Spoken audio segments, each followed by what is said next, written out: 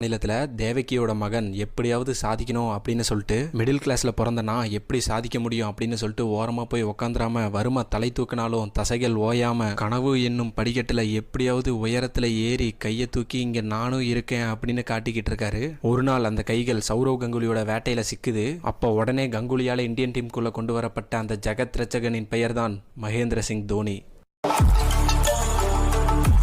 மகேந்திர சிங் தோனி 23ஆம் தேதி டிசம்பர் மாதம் 2004ஆம் ஆண்டு பெங்களாதேஷ் கூட இந்தியாக்காக தன்னோட ஃபர்ஸ்ட் ஒன்டே இன்டர்நேஷனல் மேட்ச் ஆடுறதுக்காக பல கனவுகளை சுமந்து ஆசாசையா போறாரு. ஆனா அங்க அவருக்கு கிடைச்ச பரிசு கிரவுண்ட்ல சறுக்கி விட்டு டக் அவுட் ஆயிட்டு பெவிலியனுக்கு சோகமா நடந்து போறாரு.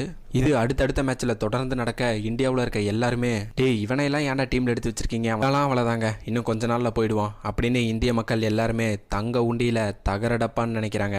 இப்படி மக்கள் விமர்சனம் செஞ்சுட்டு இருந்த போது வாய்ப்புகளை வாரி கொடுக்கறதுக்கு பேர் போன தாதா கங்குலி மகேந்திர சிங் தோனிக்கு அடுத்து ஒரு வாய்ப்பு வழங்குறாரு. அன்னைக்கு தான் பாகிஸ்தானுக்கு எதிரான மேட்ச்ல இந்தியன் டீம்ல தோனியோட பெயரும் இடம்பெறுது. அந்நாள் வரைக்கும் மகேந்திர சிங் தோனியோட வெளித்தோற்றத்தை மட்டும் பார்த்த இந்திய மக்கள் அந்த அன்னைக்கு விசாகப்பட்டினத்துல மகேந்திர சிங் தோனிக்குள்ள இருந்த கடோத்கஜனை பாக்குறாங்க. அந்த அன்னைக்கு காலையில 9 மணிக்கு மேட்ச் ஆரம்பிக்குது. காலையில இந்தியா ஃபர்ஸ்ட் பேட்டிங் ஆட வராங்க.